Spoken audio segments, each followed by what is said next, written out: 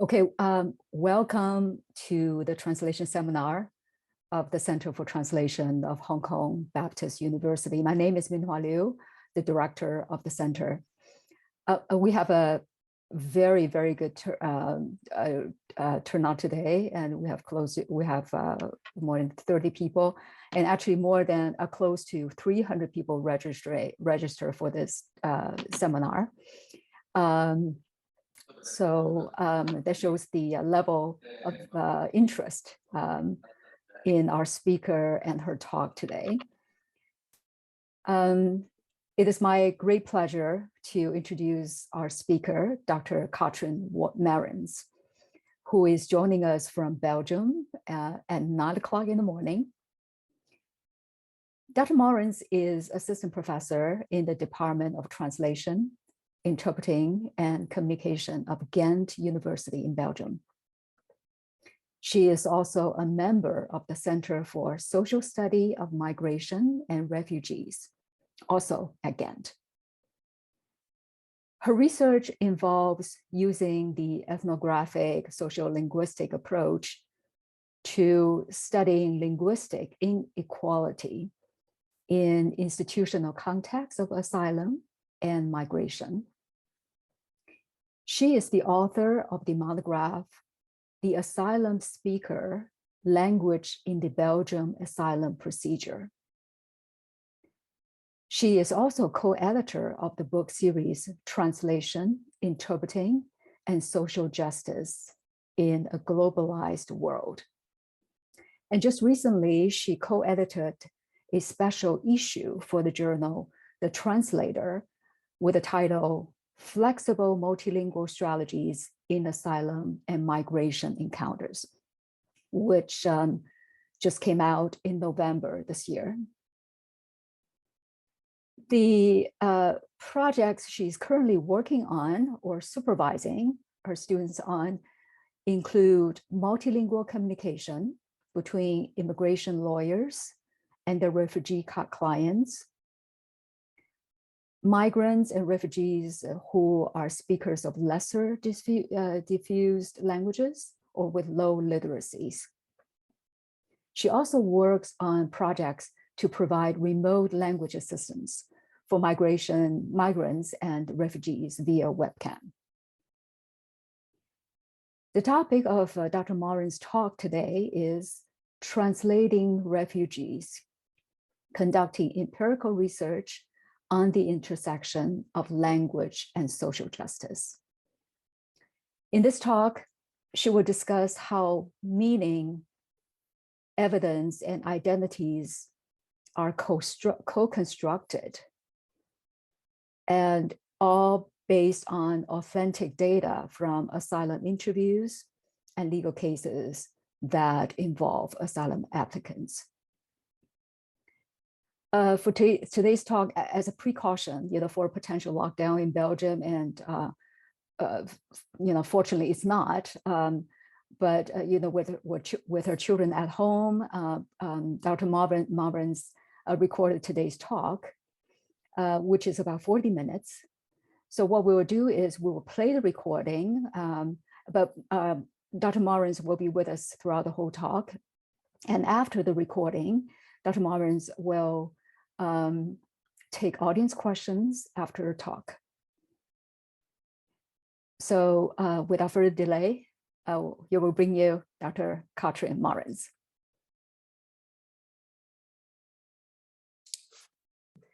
Hi, everyone. It's a great honor and a great pleasure to be given the floor here in the translation seminar series to present some of my research on language and social justice in settings of asylum and migration. My talk will be about linguistic diversity and inequality in the interaction with asylum seekers, migrants, and refugees. Asylum and migration research can be situated in a domain where language is key to access and opportunity. These encounters are often very high stakes and raise issues of equity of access to services, care, and protection. While the role of language is often underestimated in these encounters, it forms the main input in the way social realities are represented and decisions are being made. Institutional encounters with migrants and refugees can also be seen as one of the first settings where the impact of globalization became interactionally clear. And this is most directly felt in the way that these encounters are intrinsically multilingual.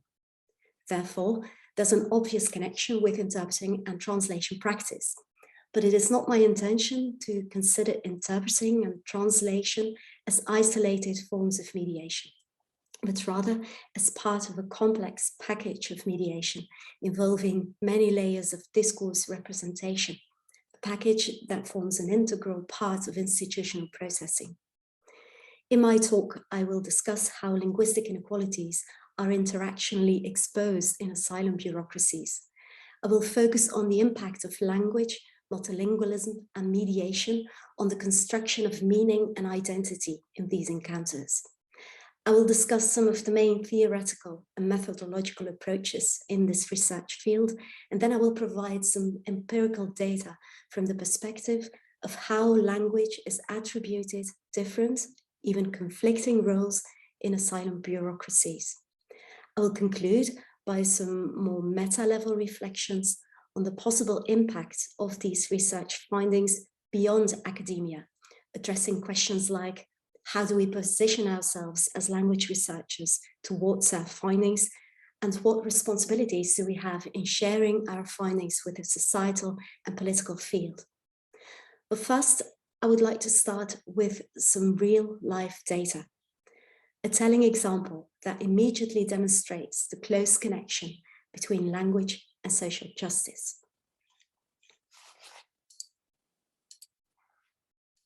The example comes from the asylum interview of a young female applicant from Sierra Leone, which is a country in West Africa. She applies for international protection in Belgium, and I was physically present during that interview, and I was given a permission to make an audio recording.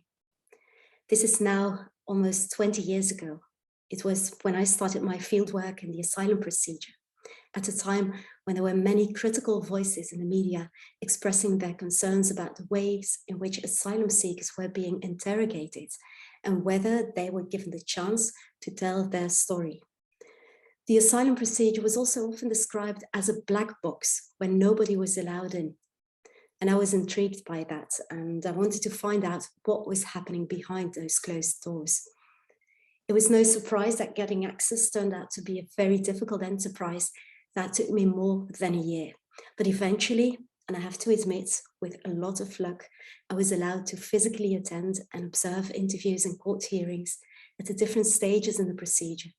I was allowed to make audio recordings of these interviews, and I was given access to the case files. And one of these cases was the interview of this young woman from Sierra Leone. Let me first give you some context about the interview. The interview is a first interview at the immigration department in Brussels. There she has to answer questions about who she is, where she comes from, her travel routes, the reasons why she left her home country. She's interviewed by an asylum officer, as you will hear, and she works under very high work pressure, time pressure also. She has to conduct several interviews that morning. She has to complete the empty fields in a form, which is part of the case file, a form that is in Dutch, because Dutch is the language of the procedure. The language of the interview, however, was English. Sierra Leone is a former British colony where English is an official language.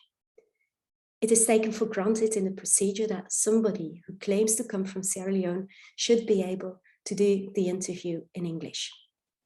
The applicant speaks English indeed, it's her school language, but she also speaks a language named Susu. Susu is an African language spoken on the border between Sierra Leone and Guinea-Conakry. Susu is a home language, but on top of that, she also speaks some Creole, and Creole is a national lingua franca in Sierra Leone. In other words, she has a functionally segmented language repertoire. And in this context, she's clearly expected to select English from that repertoire, even though English is probably not the language in which she can express herself most fully, most freely, most precisely. She nevertheless agrees to do the interview in English, probably because she wanted to be cooperative. Her West African English, however, is very different from the asylum officer's English, which could be labeled as Flemish English or Dutch English, which is also a school language for that officer.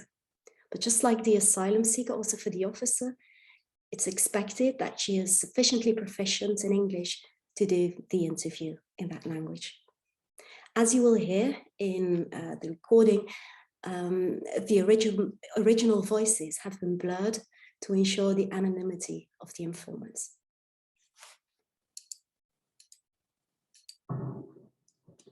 Very short. What's your problem? Is it politic, ethnic, economic? What's your problem? Very short, in one word. Your problem in Sierra Leone, is it politic or ethnic? What's the problem? In one word.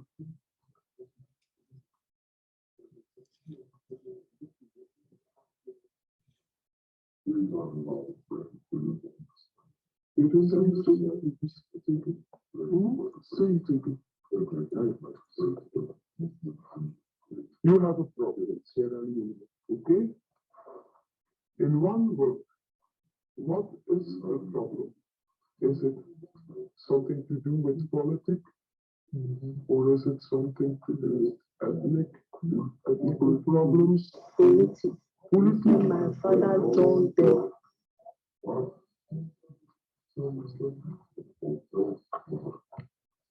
Your father was a member of the political party.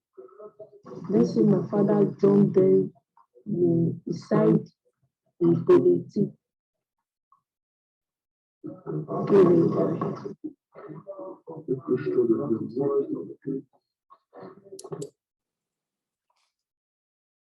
In this example, we can observe some tensions at different levels. Apart from the fact that different Englishes are being used, the participants express themselves in very different ways. The applicant is hesitant, silent, as if she's afraid to talk. The asylum officer is very loud and dominant. The type of questioning of the asylum officer also requires a particular register, a certain institutional literacy, if you like, to understand the actual load of the terms like economic or politic in this context. But probably the most striking tension here is the tension between the complexity of the applicant's experience and the demand for decontextualized answers, which raises the question whether it's possible at all for the applicant to fit her experiences into these categories of either political, economic, or ethnic. Despite these tensions in the interview process, the woman has to sign the report, even though it is written in Dutch and not translated back for her. And this report then forms the input of the eventual decision. The person concerned tells a short, vague, and not very detailed story, and she does not situate any facts in concrete time. The father of the person concerned allegedly sympathized with some politicians, but she fails to provide any details on this. Taking these elements into account, the application is inadmissible. Of course, these conclusions raise questions about the conditions under which the applicant's narrative and motivation for seeking protection had been retrieved. Was she able to express herself fully? Did she have access to the necessary resources? Did she feel sufficiently at ease to share personal experiences in a very formal bureaucratic context? Was she aware of the procedural afterlife of her answers, how these answers would be interpreted, and with what consequences? To what extent were her answers sufficiently understood by the asylum officer during the interview and faithfully translated into the report? Meaning is being produced under very specific conditions here and travels a long way, where it is mediated at many different levels before it ends up in a textual report. Despite the fact that meaning is produced in interaction, repeatedly reproduced, represented, reformulated, translated, the textual residue is considered to be a neutral representation of the original. As language researchers and as scholars in translation and interpreting, we all know very well that mediation is never neutral and that any type of discourse representation, be it in the form of interpreting or translation, will involve some form of transformation. This is only natural, and it's an important thing that we should be aware of. In everyday institutional encounters, however, this neutrality is still taken for granted. While these encounters are essentially discursive and multilingual in nature, any form of intervention or variation tends to be ignored. It tends to be neglected and filtered from the institutional process. I think we can all agree that language matters in institutional procedures. And this is definitely also the case for applicants for international protection. And what is particularly striking is the tension between the spoken and the written. Just consider the term undocumented migrants, and a similar term is being used in different languages. To give you an idea, in my own language, Dutch, we say mensen zonder papieren. In French, it's sans papier. In German, Menschen ohne Papiere. Los indocumentados in Spanish, ongedocumenteerde migranten in Zuid-Afrikaans. Also in Russian and in Turkish, a similar label is being used to refer to asylum seekers. In all these languages, asylum seekers are defined in terms of what they do not have: papers, documents. Therefore, their spoken voice is crucial to them, as it is often the only means they have to motivate their claim. They often do not have or no longer have the required documents to prove who they are, where they come from, why they need protection. And this is why it's so important to them to be given the chance to tell their story in a personal interview. Paradoxically enough, their voice is silenced in the course of the procedure. As in most asylum bureaucracies, no recordings are made, and what eventually survives the interview process is a written record or an electronic file, usually a monolingual account where all traces of multilingual dialogue have been filtered away. The undocumented, in other words, is reduced to nothing more than a piece of paper, a document. I would like to proceed with some reflections on theory and methods. The analysis of asylum determination procedures, its many stakeholders, and technical complexities occupies a prominent position within the domain of migration studies. And because it's probably one of the most complex, sensitive, and politicized procedures on a European and a national level, the asylum procedure has in the first place been approached from a legal perspective. Apart from the more technical legal aspects, the field of migration studies has also focused on the mental health dimension and psychological well-being of people seeking protection. Compared to these dimensions, the discursive and multilingual challenges specific to asylum encounters still remain quite underexposed in migration studies. This is remarkable, as the asylum procedure is essentially discourse-based. It attributes a constitutive and decisive role to the performance of oral accounts, be it narratives, testimonies, declarations during asylum interviews, but also their textual reproduction in reports, in assessments and decisions. Over the past 10 to 20 years, however, the need for more critical language research has been addressed, and more attention has been paid in the literature to the impact of language as a tool for communication and assessment during these encounters. These studies can mainly be situated in the fields of sociolinguistics, applied linguistics, pragmatics, and interpreting and translation studies. Research that falls under the sociolinguistics of globalization addresses the increasing complexity and unpredictability of processes of globalization and how this relates to contemporary language practices. It has highlighted the need for more hybrid conceptions of language, nation, community, and to get rid of binaries between, for example, the global and the local, trying to understand how locally situated interaction relates to transnational processes. Several analytical tools and concepts have been developed in sociolinguistics that help refine our understanding of the role of language in society. Concepts such as indexicality and identity, linguistic inequality in voice, discursive mediation, and so on. Recurring themes in sociolinguistic research in the field of asylum and migration include the co-construction of the asylum narrative during interviews and in textual files, studies of the credibility assessment on the basis of language, and the mediating role of the interpreter in asylum encounters. Now, what many of these studies share is an ethnographic approach. Ethnography can offer the empirical data and analytical tools to better understand large-scale societal processes.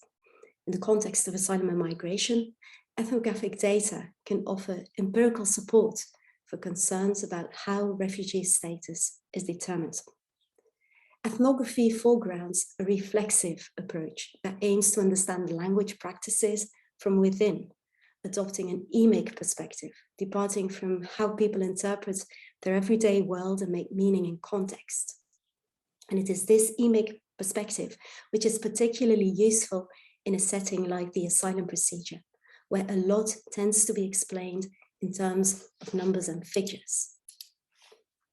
In these procedures, it's common practice to measure success, good management, proper functioning in terms of figures, as can be seen here in the screenshot from a website of one of the Belgian asylum agencies. And it refers to the number of people applying for asylum and the number of decisions that have been taken during that month.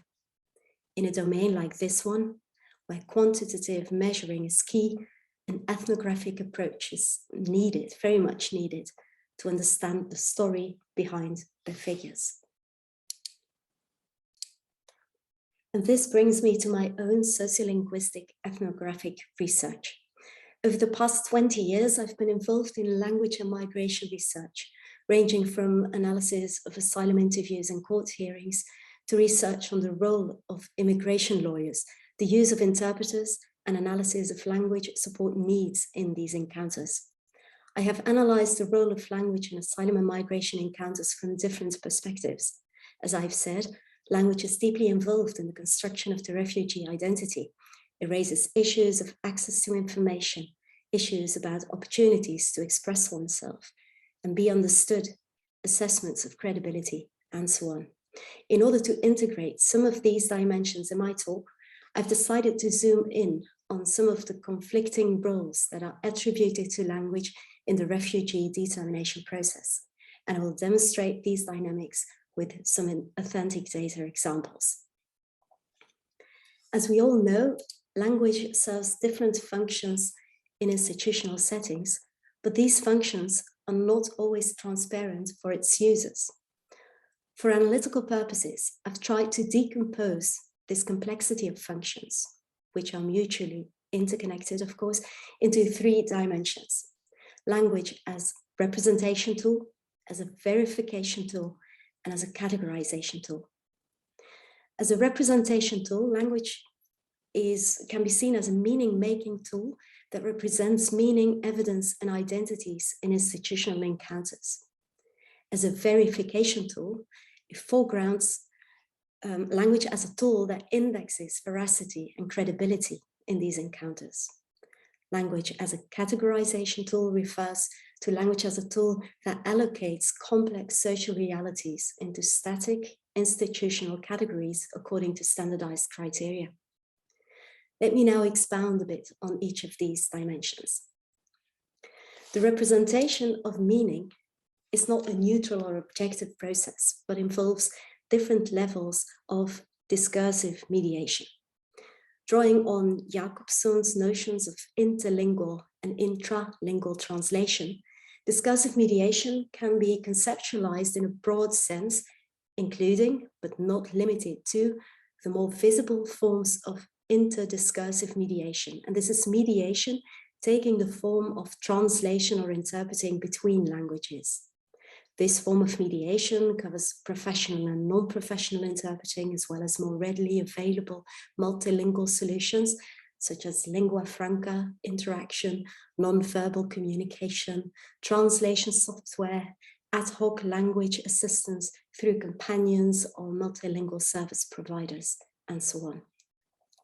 Discursive mediation also comprises a less overt type of intra-discursive mediation that does not necessarily involve the crossing of language boundaries, but implies pre-formulation of utterances in anticipation of particular institutional standards and requirements, such as shifts across genre and register, from experiential to bureaucratic event perspectives, from oral to textual, from dialogic, triadic to monologic modes.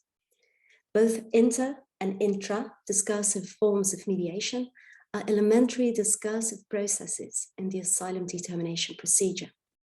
However, only the first type of discursive mediation, mediation between languages, is to some extent acknowledged in the institutional process, which is demonstrated by the fact that the right to translation and interpreting is included in the law. It is striking that apart from the translation component, no attention is paid in the regulations to the potential impact of other types of mediation, as I've said, between genres and registers, for example, between the spoken and the written. So it is merely the multilingual dimension of the procedure that gets attention, some attention, as can be seen in the following excerpt from the Asylum Procedures Directive, which is a directive that is part of the Common European Asylum System. And this is a system that aims to harmonize the management of asylum applications across the European Union. So it says member states shall ensure that all applicants enjoy the following guarantees. They shall be informed in a language which they understand or are reasonably supposed to understand of the procedure to be followed and of their rights and obligations during the procedure. Member states shall select an interpreter who is able to ensure appropriate communication between the applicant and the person who conducts the interview. The communication shall take place in the language preferred by the applicant, unless there is another language which he or she understands and in which he or she is able to communicate clearly. The question is, however, at what point somebody can be reasonably supposed to understand a language? Existing research on language and migration has revealed the complexity of deciding which form of multilingual support is most suitable in the given context. It goes without saying that asylum encounters are high-stakes settings in which the accuracy of contextually dense narratives cannot afford to get lost in the multilingual transfer. Empirical research on the use of interpreters in asylum encounters, however, reports on how professional interpreters are often not called upon due to time or financial constraints or a lack of interpreters for particular, often minority languages. This encourages institutional representatives to turn to immediately available multilingual solutions and proceed with the interaction in a contact language, like we've seen in the first example, or by using uncertified interpreters, or even translation technology, like Google Translate, for example. These studies have demonstrated how such ad hoc solutions often cannot meet the specific interactional demands and purposes of the encounter.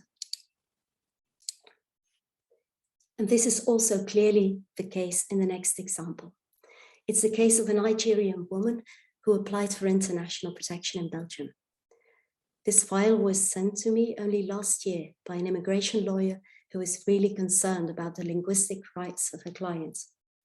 The excerpt is taken from the interview report, which looks almost like a transcription, the use of different terms per applicant, per participant, the seemingly verbatim representation.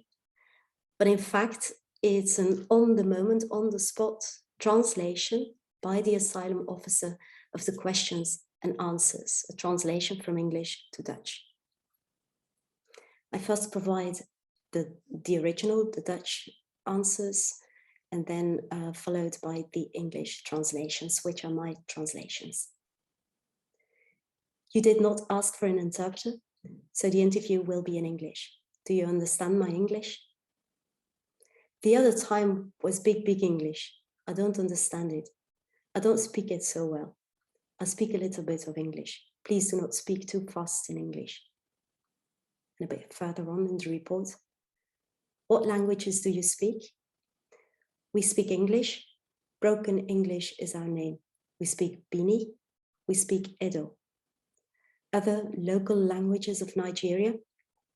No, broken English is our English. We speak broken English. That is our English. This English we do not speak. The fact that the applicant does not ask for an interpreter in the beginning does not necessarily mean that she does not need an interpreter. There might be several reasons why she never asked for an interpreter. Maybe she was not used to speaking through an interpreter. Maybe she feared that this might have harmed her case in a way. She might have wanted to accommodate and to do her best to speak the asylum officer's language. But whatever the reasons may be, it turns out later in the interview that because linguistic diversity is underestimated in this case, the language needs of the applicants are not met. It also imposes great high demands on the officer, who has to take on the role of interviewer in a language variety she's not familiar with, but at the same time also the role of reports writer, and on top of that of translator from English into the procedural language, the language of the case file. A bit further on in the report, there is a short passage that describes the applicant's travel route through the desert. We were in the desert when we arrived in Niger. PO did not understand Niger, and lawyer explains that asylum seeker is talking about Niger. My language is not good. When we arrived in Niger, in the ghetto, a place where we stayed, built with plants and wood. We shared that with different people, and we were not allowed to go. We slept together. We went on in the desert. The lawyer who had contacted me last year to discuss this case with me, she explained to me how what we see here is not exactly what the applicant had told her during her meetings with the applicant. The lawyer explained how the woman she had in her lawyer's practice, that she told her how she had to travel through the desert with some other young women, but she also told her how they had been locked up in barracks and how they had to sleep with different men, how they had been raped by different men. I was not present during that interview, nor was the lawyer. Maybe the woman did not want to share this personal and sensitive information with the asylum officer under the given circumstances of that formal interview. Maybe she did not have the necessary linguistic resources to be able to express herself about such delicate issues. Maybe the asylum officer did not understand her, like she did not understand Niger, which was nevertheless a recurring place name in her account. But what we do know is that a lot of meaning has been lost in mediation. Despite all these levels of discursive interference, all traces of multilingualism and interactional co-production have been filtered from the report. But language not only functions as a key medium for the representation of meaning, evidence, and identity, it's also used as a verification tool. And also here, a distinction can be made between more and less overt discursive dynamics. The more overt forms of credibility assessment on the basis of language imply forms of language testing, and what has come to be referred to as LADO practice, which stands for Language Analysis for the Determination of Origin. Many linguists have expressed their concerns about using linguistic evidence to determine where somebody comes from, especially when dealing with people on the move, people living on borders and having complex socialization histories. The connection between language and origin is very volatile. On the other hand, more covert forms of credibility assessment involve people's ways of speaking as credibility indicators. Some ways of speaking are deemed more credible than others. Recurring indicators and interviewers' guidelines are the required level of detail consistency, and coherence that are associated with objective and therefore true narration. If we now turn back to the case of the Nigerian woman, we can see that exactly these credibility indicators are used in the decision. From somebody who during all those years has lived under constant threat, it may be expected that she can make more elaborate and detailed declarations and also shows more involvement. Your declarations go along with a series of ambiguities and precisions and inaccuracies due to which the credibility must be questioned. Also further on in the procedure, in the judgment, which was issued by the appeal court, the same textualist requirements seem to prevail. And I've underlined some of these discursive credibility indicators here.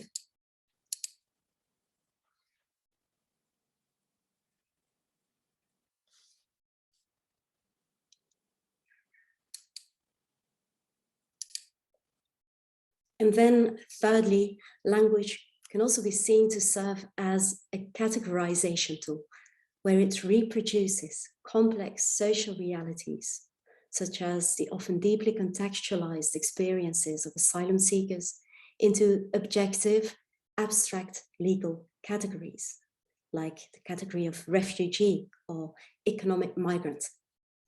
As you can see, discursive reconstruction, what you can see in the middle, covers the whole package of representation, interpretation, and evaluation of events.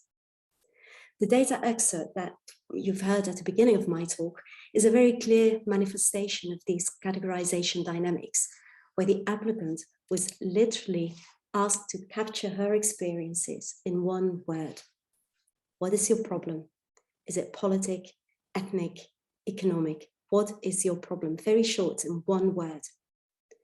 In both the Sierra Leonean and the Nigerian case, the applicants were not granted refugee status nor subsidiary protection status. Unfortunately, however, these two cases are not isolated cases. And only a few weeks ago, I received another case from an immigration lawyer, also from somebody from Sierra Leone. I speak Timni, a tribal language. My Creole is not so good. I can express myself a little bit in Creole, but there are many words I will use from Timni, so I'm not sure if the interpreter will be able to translate that. I had a problem at the immigration department.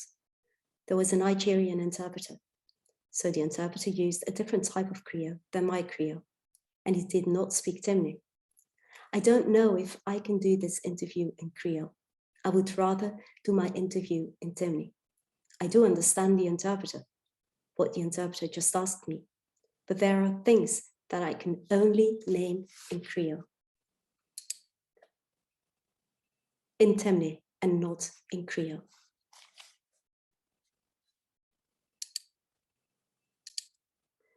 Asking a Nigerian interpreter to interpret for a speaker of Sierra Leonean Creole can indeed be quite problematic. Both Sierra Leonean Creole and Nigerian Pidgin English are Creole languages indeed, but you cannot simply replace one by the other. The lexifier, which is English in both languages, may indeed be the same, but they have different substrate languages and can therefore be considered different language varieties. Up until today, linguistic diversity and the need for language support are seriously underestimated in these encounters. These insights are not new in academic research, but unfortunately remain common practice in everyday institutional procedures. Therefore, as language researchers, I believe it is our responsibility to keep on focusing on empirical detail and situated data to point at structural inequalities embedded in the system.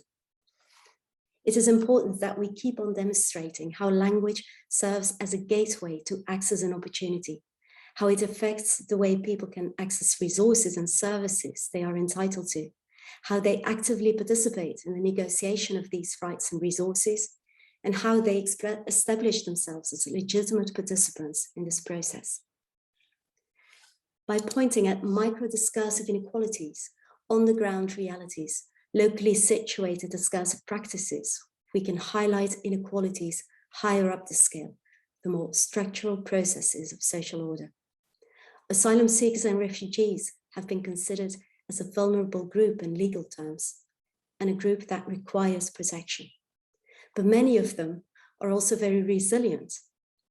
But still, no matter how resilient they are upon entering the procedure, discursively, they are put in a very dependent and thus vulnerable position. As soon as they tell their story, the story goes through an administrative whirlpool of mediation that makes them discursively very vulnerable. In this way, discursive inequalities tend to exacerbate structural societal inequalities. To ensure equal treatment, the system foregrounds standards of objectivity and neutrality, a treatment according to the same legal but also discursive standards. However, by applying a set of static objective standards to a diversity of people, the system only sustains a myth of equal treatment, which may lead to exactly the opposite, undermining the objectives of a fair procedure. And then the standard question is, if the impact of language is underestimated in the settings you analyze to such an extent that it can undermine the objectives of a fair procedure, what are your recommendations then? And I think that's a very tricky one. After all, an issue as complex as language and migration is very hard to capture in just a few recommendations. It would be counterintuitive from a critical research perspective to offer ready-made solutions to complex social realities, even though this kind of outcomes and recommendations is often expected at the end of research projects by stakeholders, by policymakers. As researchers, we continuously have to safeguard the balance between subjective positioning and objectification of research outcomes, making sure that we do not ourselves fall into that trap of mainstreaming and abstracting the complexities that we analyze. Of course, there are some critical voices arguing that language is in itself being used as a tool of surveillance and control. And we should not be naive in this. The practices we want to improve may to some extent be part of deliberate and coordinated strategies indeed. On the other hand, as long as refugee determination processes hold on to a linguistic, evidentiary basis of decision-making, I do see it as a dual imperative of language and migration scholars to advance knowledge and keep on identifying and critically analyzing language-related problems, but also to advance protection by making our findings and our concerns known, not only to our peers in academia, but also to the stakeholders, responsible authorities, and policymakers. I also strongly believe in the power of participatory research and engagement at a local level. In my own practice, this involves giving advice to immigration lawyers on language-related issues in their cases. It also involves teaching future lawyers at our university law faculty about the impact of language in their future professional practice. This is what makes me argue for the strength of grassroots initiatives and engagement in local organizations as fruitful arenas of developing a voice that can be heard locally and potentially also can have an impact higher up the scale. I would like to conclude my talk with the words of my former supervisor. You can see him here, a dear colleague of mine, a dear friend of mine, but he sadly passed away earlier this year. I'm talking about Jan Blommaert. And in his final masterclass, he says the following: if you take good care of your students and make sure they remember you, then they will do something with that in their own life. It is the inspiration that I've tried to give to others. And I think this is an important part of the legacy I'm leaving behind. I was very lucky to be one of those students. And I'm carrying that little part of Jan's genius with me to continue that legacy. I want to thank you for listening, and I'll be very happy to answer your questions.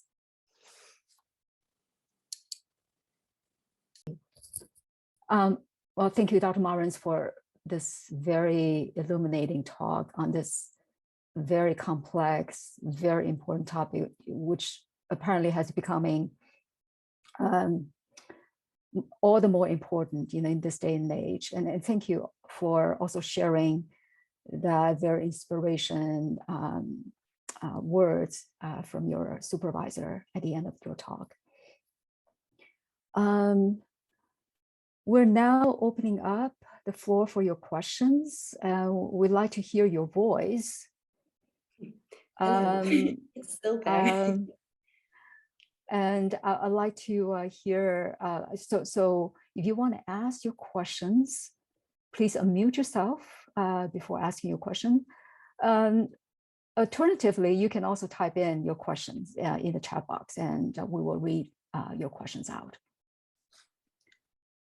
All right, so do we have our first question?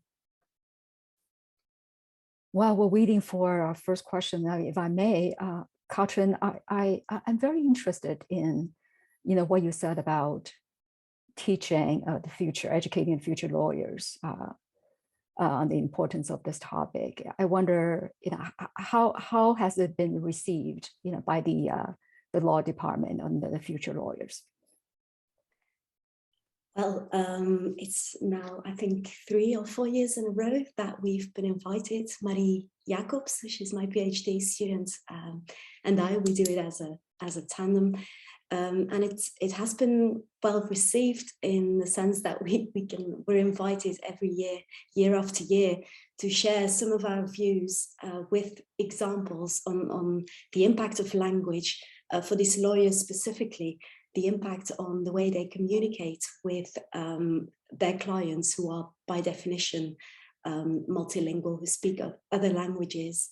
It's very interactive, so we also ask them about their experiences, and it's surprising to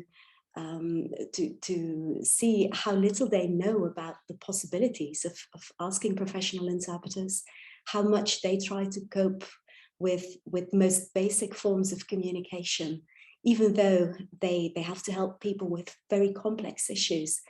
And yeah, it's good to see how they realize what a difference it can make if you get some proper professional linguistic support.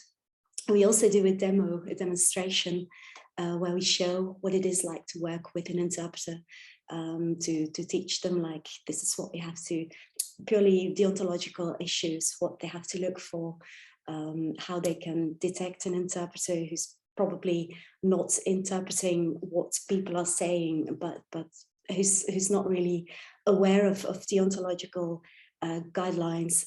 So we try to raise some awareness there of the importance of language, especially in their practice.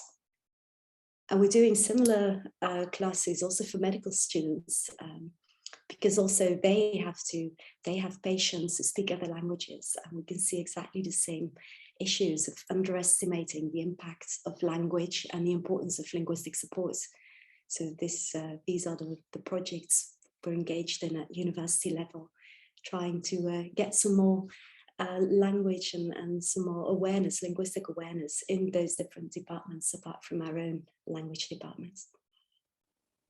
So is this training all embedded in the formal curriculum, or it is something that is added, to basically, to their regular classes, like a, but not completely embedded in the structure of the curriculum, the training?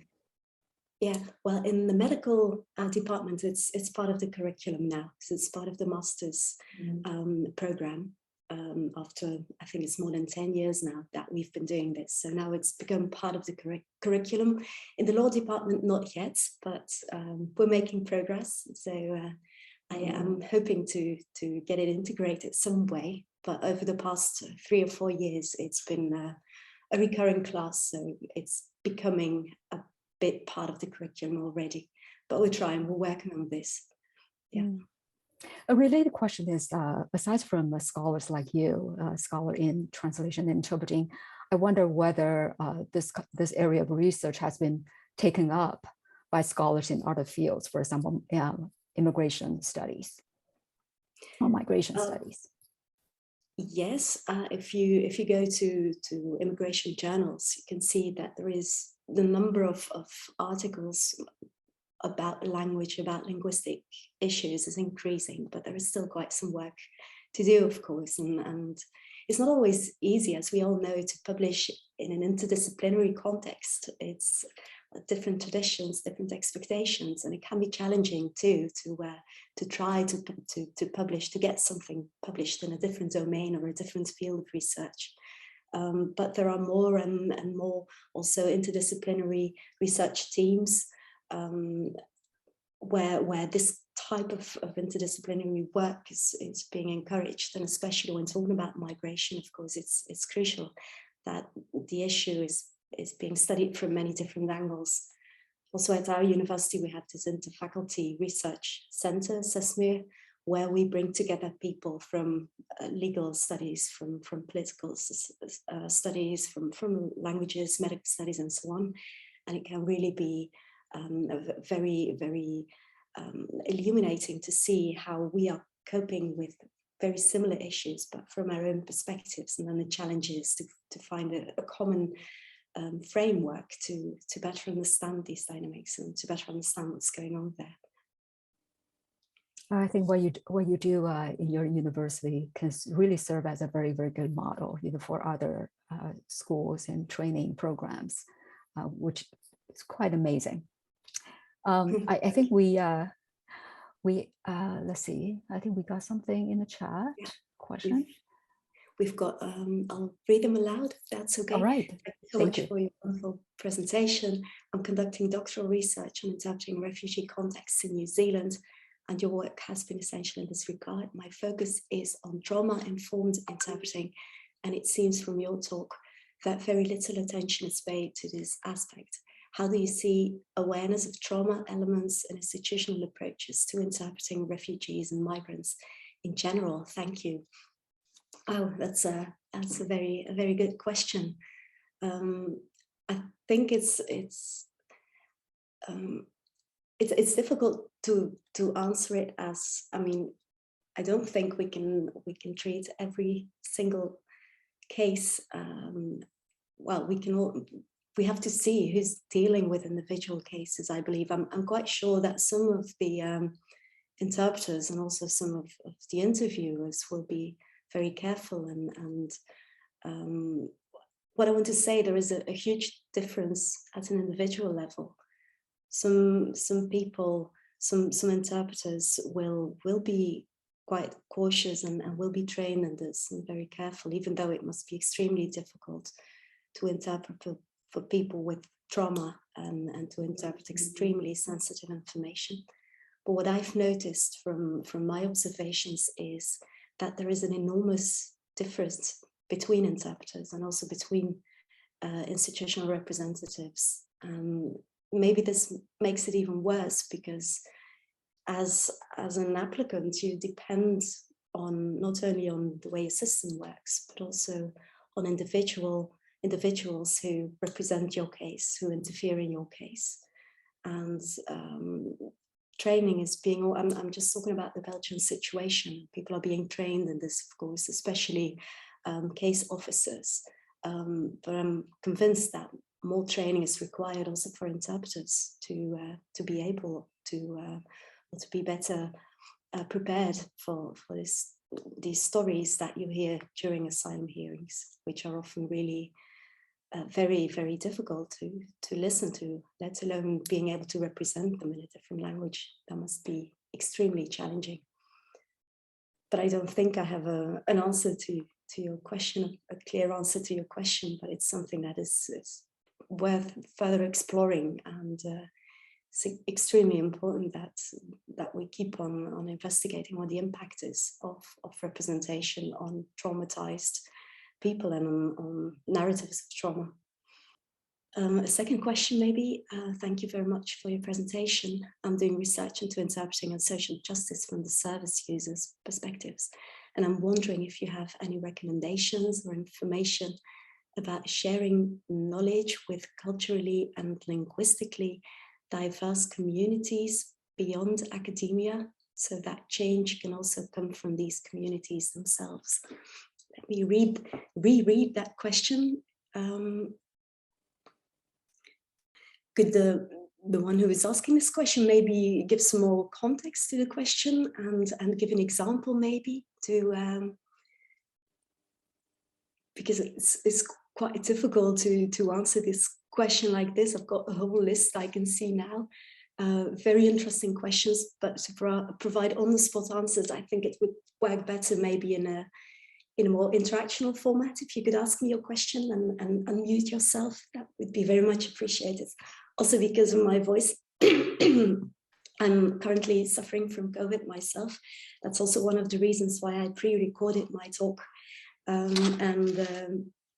have to admit it's not easy to be talking all the time. So if you could please unmute yourself and ask your question, that would make things easier for me. Hi, sorry that the question was not clear. Basically what I was trying to ask was, I would like to know how to, well, one of my priorities in my research is to share it with the communities of immigrants and refugees. I'm also in New Zealand, so I'm a Latin American. I'm working with the Latin American community in New Zealand, and how to share academic knowledge with NGOs or with community organizations, so that they can have the knowledge and the power of implementing change that works for them. So basically sharing research beyond journals and academia. Okay. Now I see what you mean. So you mean moving beyond the academic circuits and getting out, and yeah, it's a very good question. That's always being given the floor to share academic ideas with stakeholders. I think what we can keep on doing is giving talks locally, as I said, grassroots initiatives. I strongly believe in that. That for NGOs, also local projects, doing projects together with NGOs where there is a lot of outputs, and where some kind of training sessions can be organized, not only for awareness raising, but also with role plays and with very concrete situations. It's a combination of, on the one hand, showing examples from authentic practice. I think this can be very powerful to show real examples. And then there is this dual response. Usually people recognize situations and say, oh, that's exactly what we've experienced too. But on the other hand, it can also be useful to respond to it together and to have intervision sessions. I don't know if that makes sense to you, this term intervision, but it can be really useful to analyze cases together, authentic cases, and then see what comes out as solutions from stakeholders, and then together discuss with academics and stakeholders in an not interdisciplinary, but academics and non-academics together can work in both ways. Also for us as academics, we can learn a lot. It's interesting data collection sessions in themselves, where we can learn from stakeholders, and this can also be inspiring for future research questions. So thank you so much. Yeah, you're welcome. Can I ask a question? Yes, thank please. you. Thank you, Minwa. Thank you so much, Katrijn. Very interesting talk, fascinating, with a lot of detail and conceptualization. I really enjoyed it. I was just thinking that remote interpreting and now with the pandemic, it's the online interpreting mode is becoming so widespread, when actually it was frowned upon for so long. I was wondering if it could now be considered as like online interpreting as a lever or as an opportunity to find and train the right interpreter with the right language background like for instance, with a mix of Creole and Temne, for instance, for the case you were mentioning. It came to my mind, for instance, that, you know, in the language justice movement in the US, they work a lot with refugees and migrants to help them interact with the US institutional system. And they do use online interpreting a lot now, also because they were forced to, obviously, but it's now becoming a common practice to actually resort to interpreters from all over the Americas, the US, Latin America as well, to cover very specific needs like hybridized indigenous languages in mixed tech, for instance. You have so many variants. It's very difficult to find a local interpreter with such a unique language mix. So I would quite like to have your thoughts on this. Yeah, I think that's an interesting evolution if people can be encouraged to do remote interpreting, because we currently have a project in Belgium where we try to institutionalize or even encourage people from the field not to only use telephone interpreters or on-site interpreters, but to do everything we can to make them use remote interpreters. I mean, webcam interpreters, but it turns out to be really difficult. So I'm very glad to hear that in your context it is being used, because I truly believe the number of interpreters, especially for what we call the lesser diffused languages or lesser resourced languages, they are so difficult to find. And like, for instance, in our country, we only have one certified interpreter for Tigrinya. If this person has to move physically to different reception centers, for instance, to offer interpreting services, maybe for 2 people in a day, that's really not efficient. So if that interpreter would be willing and if it would be possible to offer these services to many people through webcam, this would be, I think, a very good evolution, even though it will never be exactly the same as on-site interpreting. I think the advantages of webcam interpreting are huge compared to telephone interpreting, which is still the common practice in our country. So I think that's a very interesting evolution that we, maybe thanks to the pandemic, that at least webcam interpreting will be boosted in this way. I would be very interested to learn more about these experiments, what you are referring to. That's really... We'll be in touch. Fascinating. Yeah, definitely. Thank you so much. Thank you. Katrijn, we do have other questions in the chat box. I'll read them out. The next one, I think, is from Harold Posh. Thank you, Dr. Maryns, for this very inspiring talk. My question regards differences in gender constellations in institution encounters and its effect on disclosing sensitive information or establishing cooperation in interpreter-mediated encounters. What are your experiences regarding the handling of gender-based issues in interpreted asylum application procedures?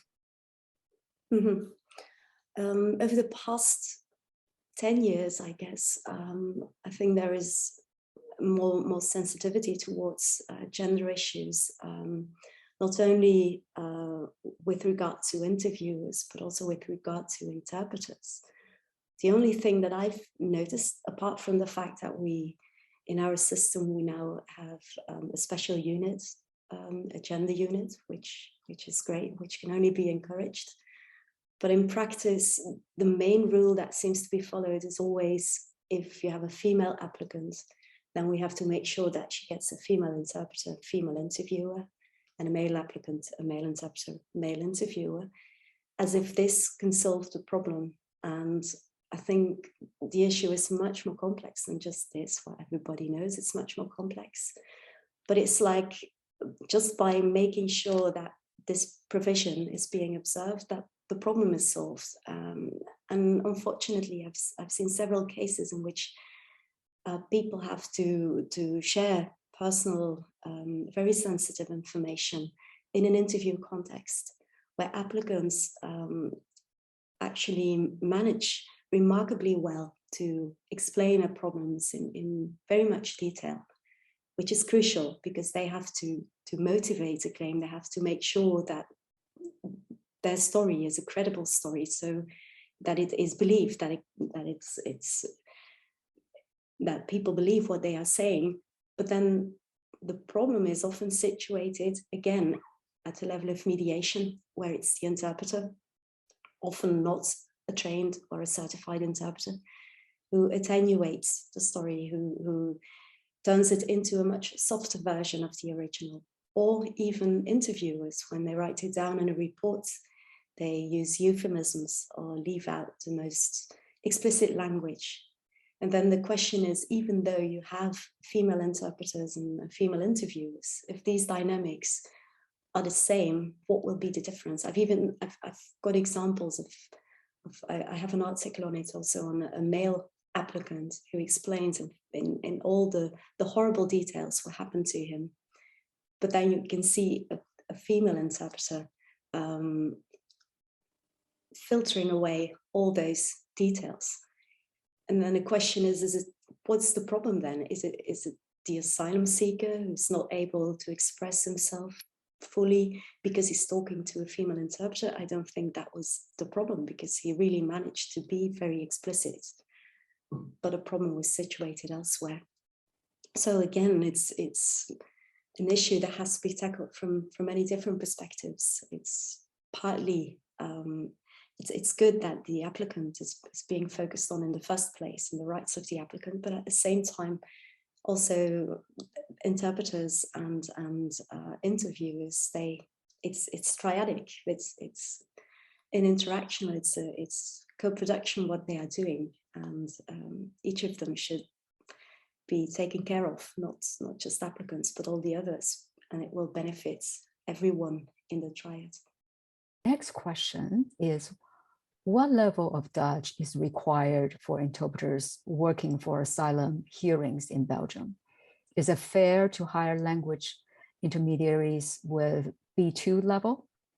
In Germany, BAMF, Federal Office for Migration and Refugees, recruited through translation agencies interpreters with B2 level certificates.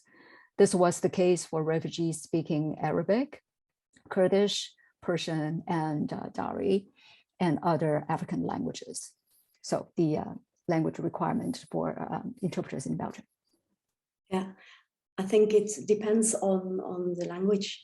If, for example, Spanish, if they need a Spanish interpreter, I'm quite convinced that the level will be C1, because we train interpreters in Spanish. There are many, quite some interpreters for Spanish who are certified, who are trained, who will do a brilliant job. But the problem, and these are also the languages that you list here, are Kurdish and Persian and Dari, and I could add Tigrinya and Farsi and Pashto. These are the languages where we simply do not have the required number of certified interpreters. If we only have one or two, nobody can be found.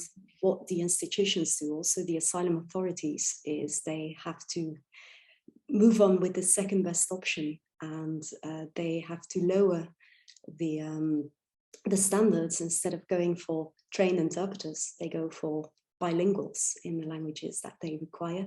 And this is especially an issue when talking about Dutch and levels of Dutch, to such an extent that some of these interpreters don't even speak Dutch, but then the target language is English.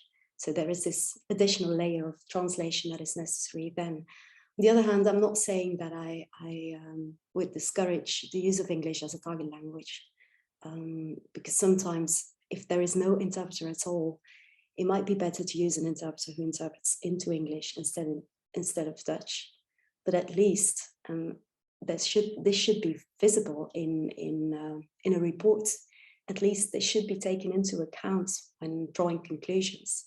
I don't think it makes sense to draw conclusions on the basis of details or little inconsistencies at a micro level, knowing that an interpreter was not a trained interpreter because there was nobody that could be found, knowing that the interpreter has only a B2 or a B1 level of Dutch or English. So there should be some balance between the requested level of detail, but on the other hand, the availability of linguistic resources and the input, the language inputs. If this balance is lost, I don't think you can make fair judgments. And that's definitely a very good point that you make here. How about these languages like Dari and Pashto and Tigrinya? And I think the previous question about the remote interpreting, I'm not saying this can offer the solution, but there might be some progress there if interpreters can be trained also on a remote basis, that maybe we can train more interpreters in exactly those languages that there is a great need for. I think we cover all the questions in the chat box. Again, if you want to ask your question, you can just unmute yourself, or if you want to raise your hand or type in your questions in the chat box. So Katrijn, I do have a question. So nowadays, when you are in your own classes, I wonder whether in your department, whether there's a course that is specifically designed, for so what you're doing and to train interpreters, who for this purpose. I do not know any program that is currently doing that. Do you know any programs in the world? You mean specifically for asylum encounters? Is that what you mean? Yes. Like train interpreters? Yes. Mm-hmm. It is part of our program in that in the second semester, our students get training in more specialized fields of interpreting, medical and legal. And part of that is also asylum and immigration procedures. And there, well, we've got lots of data, of course, that we can anonymize. And we make role plays of asylum interviews, of court hearings, simultaneous techniques, for example. Then we play the role of the judge in an asylum court, and the students, they have to interpret these speeches, but also and especially in asylum interviews, that they have to play the role of the interpreter. And we can also see that quite a number of our students, they end up not as full-time interpreters, but on a freelance basis. They work at the asylum agencies, and that's a good thing, because I'm quite confident that they will do a good job there. I also have a more a class that is less practice-based, but the class is entitled Interpreting in Society, where students get a general introduction on language and society, but also the impact for interpreters in different fields, a bit the story, what I've tried to tell here as well.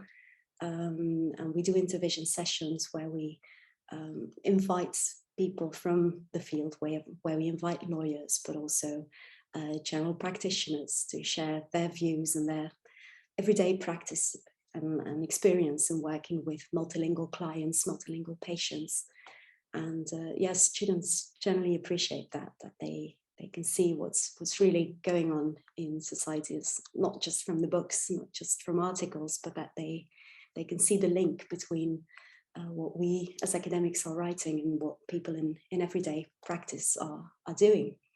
And that they also see the need for the kind of work we are doing, and how important it is to make sure that language gets the attention it deserves, because that's something that we sometimes, I don't know about you or other people in this room, but sometimes we really have to highlight the importance of linguistic issues. Language is so often taken for granted, and also now we have this interdisciplinary research team, and even there we are so happy that we are given a voice as language scholars, but it's something that we have to work for. It's not taken for granted, and I think it's a responsibility for all of us to make sure that it gets the attention it deserves, because it's the input in so many procedures that are consequential for many people. And if the input is not reliable, and by input I mean what you are saying, the way you can express yourself, the way you can be understood, if this is not reliable, all the procedures or everything that follows is not reliable either. And I think we should emphasize this and keep on emphasizing this. I wonder whether your department is exceptional in this aspect, and how many languages are trained in your department for this kind of training. In our department, well, we train English and French, also Turkish, Russian, Italian, Spanish. And yeah, we do have, especially for Russian, for example, it's very useful to do these role plays of asylum hearings.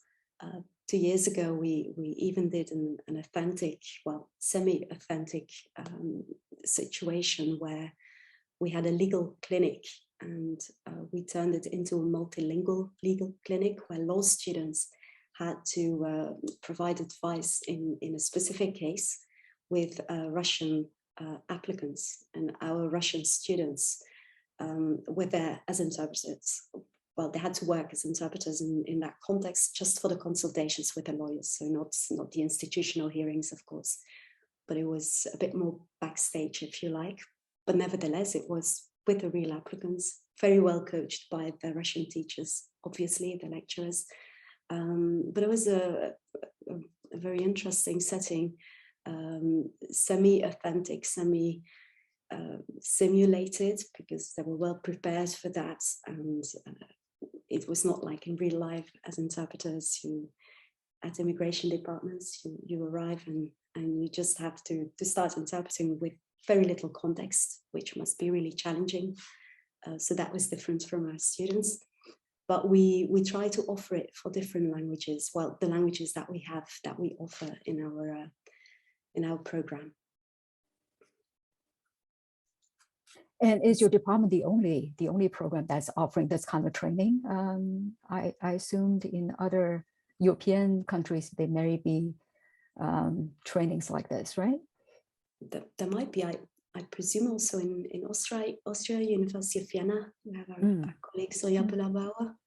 I know she's involved in very important projects on asylum interpreting. She was also involved in UNHCR handbook, and I'm quite convinced that they have a program in this as well. Also, in the southern part of Belgium, the French speaking parts, I know they are training the students there also specifically for asylum and migration interpreting. So I'm quite sure we're not the only ones, obviously not. Many other universities, and I think it will be increasing. I mean, the context is all over the place, so I can imagine that more and more universities will focus on this. All right, thank you. I think we have another question here in the chat box. How do you feel? Go ahead. How do you feel about the increasing use of language-neutral courses to train community interpreters? These appear as a useful alternative for some languages, but may also limit the interpreter's level of professional development. What is your take on that?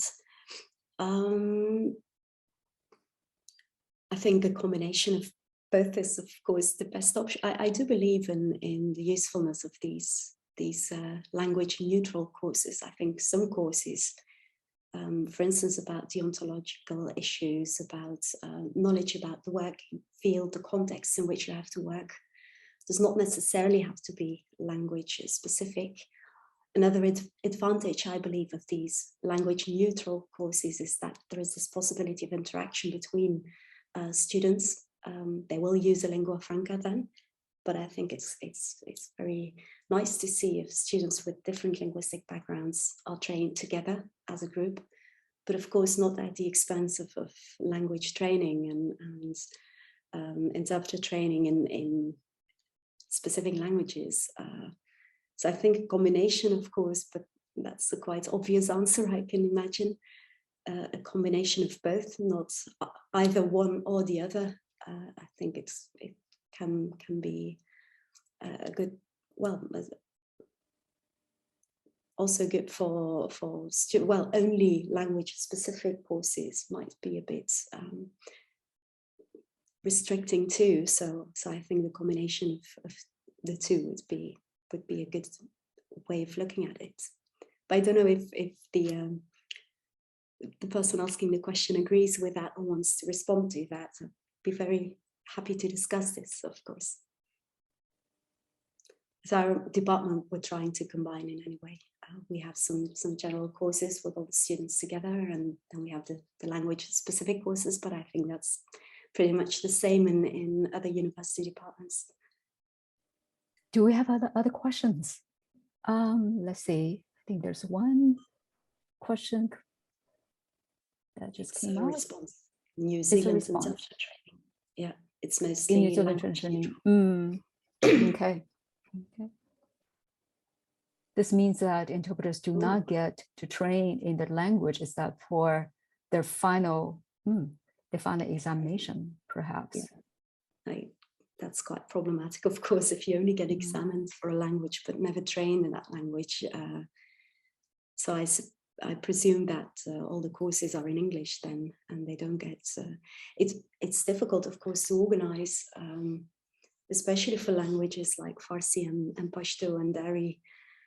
If you only have a very low number of people speaking the language, it's very hard to organize these classes in these languages, of course, and to have somebody in a position to evaluate, to assess, to give advice, specifically in these languages. Like, well, it's the same problem, but that's the whole issue. Training languages that are very, very scarce in a community, then that's of course the whole challenge. But I think it is possible to some extent to organize these sessions, but it's in smaller groups and people giving students giving feedback to one another to some extent can work as well.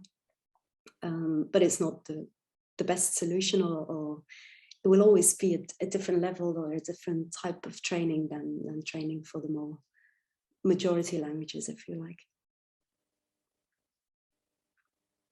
Following up comment regarding the negative lasting effects of the hearings, I heard from many Eritrean refugees that the translator did not fully interpret what they said in the hearings. The main reason for asylum here is escaping the tyrannical army recruitment. They escaped the army. Many of them are later required by the Foreign Office to show proof of national identity, and they cannot achieve that because they cannot go to the consulate of their country. This means they cannot get decent travel documents to travel outside Germany. This results in difficulties integrating and feeling comfortable if they want to travel to other African countries to visit their kids or parents. I think that's more of a comment indeed. Yeah, the translator did not fully interpret what they said. Again,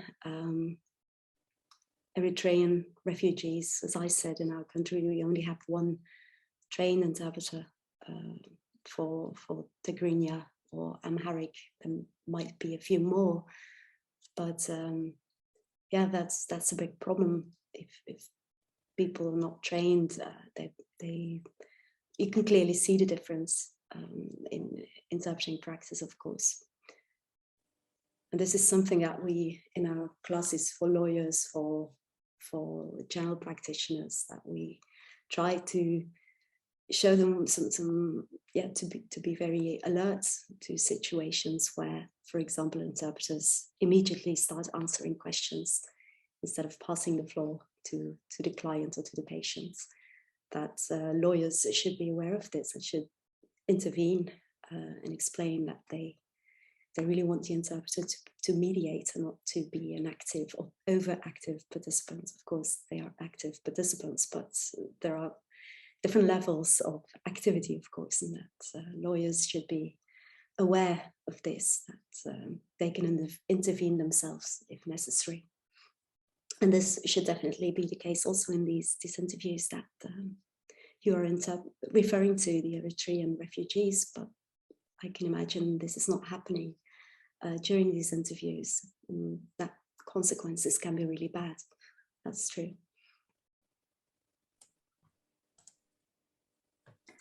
Hi, Apologies for interrupting. I raised my hand earlier, but I don't know if it was visible.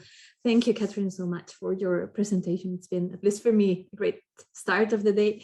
And thank you for all your work as well, which has informed my research and that of many others. And I don't know if it's a question or a comment or a combination of both, has to do with something you mentioned towards the end of your talk, of your presentation, about our duty as researchers when it comes to making recommendations or not making recommendations and research outputs. I think it's a very important point that you make, because the issues that we study are complex, very complex, and very often it is not easy to make recommendations. And I found myself, I've studied standby interpreting, so switching between triadic and monolingual interpreting in police settings. And I've often found people wanting an answer. So it's what to do, and as if there was a one size fits all answer, which often doesn't happen. And I guess my question is, would you advocate for research projects to have outputs in the form of training or meetings with the stakeholders and opportunities for exchange and for learning and becoming aware of the complexities of the matters we are studying? Because I think that would be ideal, but I would like to know more about that, because I thought it was a very, very insightful and crucial remark. So thank you. Many thanks for your comments and for your question. And I fully agree with what you've just said. Indeed, in projects, we usually have to, it's almost like a list of recommendations that simply does not work in this context. But as you're mentioning, these training sessions and the whole issue of simple answers to complex questions should be part of that training, I believe. I don't think there's nothing wrong with not knowing what the answer is to a particular problem. And I think this given in itself should be part of a training, should be part of an intervision. And I think that using authentic data can be very powerful there if you can showcase to people and you play it for them, or you read a transcript together and you ask stakeholders like, okay, how would you respond in these situations? Part of that will also be like, it depends on context. There are so many different parameters involved. And in one situation, the answer will be different than in another situation. And this is something that maybe does not fit the current climate of clear answers. And again, the figures and the numbers and things should be manageable, and problems, we should take care of those problems, but maybe some of the academic, the researcher's perspective, like there is no one single truth and there is not one single solution to the problem, might be part of the intervision that can, even though this is not the answer people are waiting for, obviously not, and maybe as a researcher you're not making yourself very popular by giving these answers, but I think otherwise this, I mean, it's impossible to say like this and this and this is what we have to do. It's like the ontological guidelines in interpreting. It's also, we have to interpret it in the context.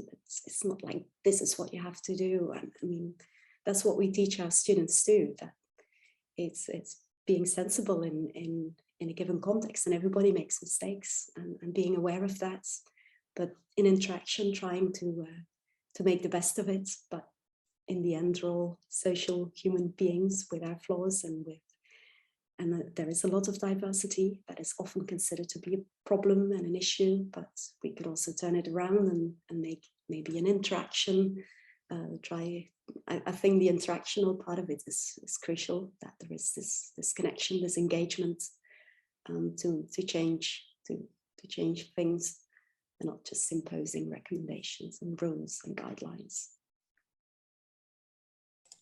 Thank you for your answer. Totally agree. Can I pick up on this? Because this is, thanks Eloisa and Katrijn, this is a question that I've always been at the heart of my reflection, and always trying to come to grips to, the positioning and how to be advocate and at the same time be credible researchers drawing on evidence. I tend to think of this dilemma in terms of temporalities and spaces of recommendation. Do we recommend on the basis of a system that is so problematic, so we reform the system? So we can think of short-term mitigation plans, or do we do we we broaden the scope to larger systemic injustices that require an interdisciplinary and transdisciplinary perspective, where translation and interpreting scholars alone can hardly get the necessary audience, which is where what you mentioned about training and working with stakeholders and what Eloisa was mentioning is so important, because this is where we can address these problematic approaches to language, these problematic approaches to communication, because this interdiscourse mediation you were talking about is hardly recognized, despite the fact that UNHCR guidelines pointed to the problem of the format of the interview and the huge imbalances in the ways of talking. Someone coming from an experience of exile, sometimes rape, discrimination, violations of their rights, and they have to fit into this very bureaucratic kind of narrative setting. So yeah, I think it's interesting to think of our recommendations. I think we do have to recommend, but perhaps having different kind of like micro, meso, macro level recommendations with different temporalities. So our interlocutors can find very concrete short-term mitigation plans, but can also rethink the system in which they operate and their work. Absolutely, yeah. So yeah, it's interesting, this idea of, and of course that's, but I do believe in some way that by starting at the bottom, sometimes it opens up opportunities to, as I said, like having your voice heard a bit. Sometimes you're also blocked to, if you want to change things. The climate is never good. Asylum and migration, it's always politically very, very sensitive. So the climate will never be good to try and change something. But by starting with these smaller initiatives, I believe that it is possible to change higher up that scale, as I said. But of course, it shouldn't stop there. The micro and the meso and the macro, I definitely agree that it's at these different fronts that things should be changing. Yeah, absolutely. Very nice to meet you, by the way, Julie. I don't think we've ever met, so it's true. Great to see you today. If I can pick up on this, it's true that bottom-up level is very important, but it's also so that we're not blocked by the massive change that we need and that is hardly achievable, at least in the short term. And if we want to be pragmatic, of course, the task seems daunting, but perhaps by going macro, we can also inform back into the micro, because there are so many things that actually rest upon micro changes in how we address interpreting, how we address communication. So without necessarily requiring, although we can require it, but we know we are not going to achieve it, we can require macro changes. But in the absence of macro legal systemic changes, there are a few things that these changes can, there are some aspects of these changes that we can embody and enact in practice. And this is where, as scholars, I think we really have, and as trainers and as interpreters, we really have a contribution to make. And very pleased to meet you too. You're welcome.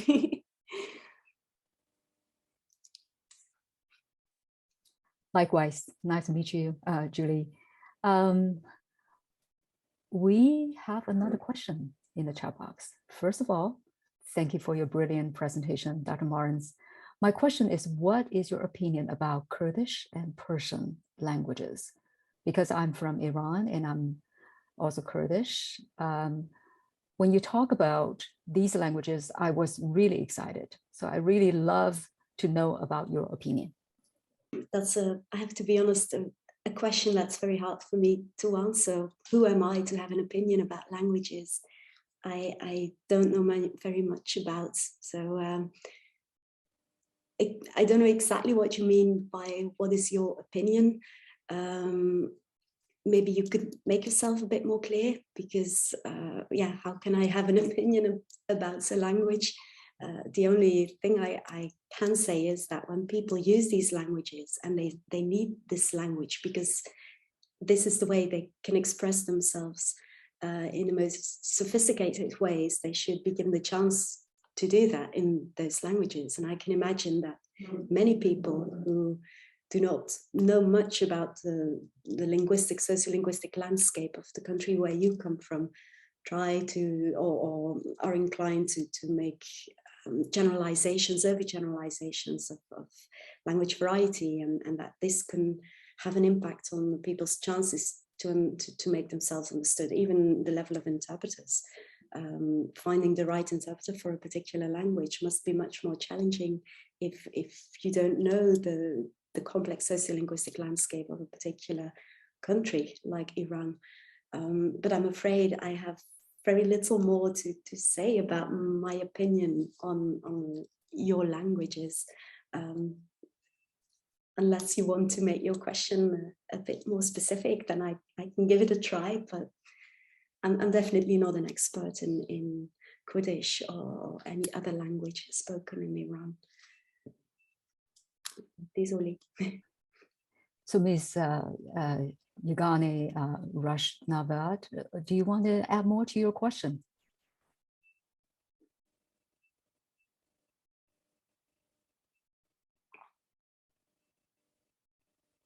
Okay, I guess not. All right, do we have any other questions? We have certainly made our speaker talk a lot. Yeah. In the Q&A, yes. In the Q&A session. Apologize yes. once more. I also feel that COVID, I hope everybody can be saved from that. It's not that bad, but I also have an impact on concentration. I now realize normally answering questions is my favorite part of a speech, I have to admit, because there is some interaction. But these questions in the chats, this is also language and discourse, of course, and different media. But like the first questions in the chats, I'm talking about Alejandra Gonzalez and Agustina Marianacci. If you would like to discuss this a bit more, because my answers were really a bit crappy, I have to admit, please feel free to send me an email and maybe we can continue discussion there, because there was quite a lot to concentrate on. I blame everything on my COVID right now.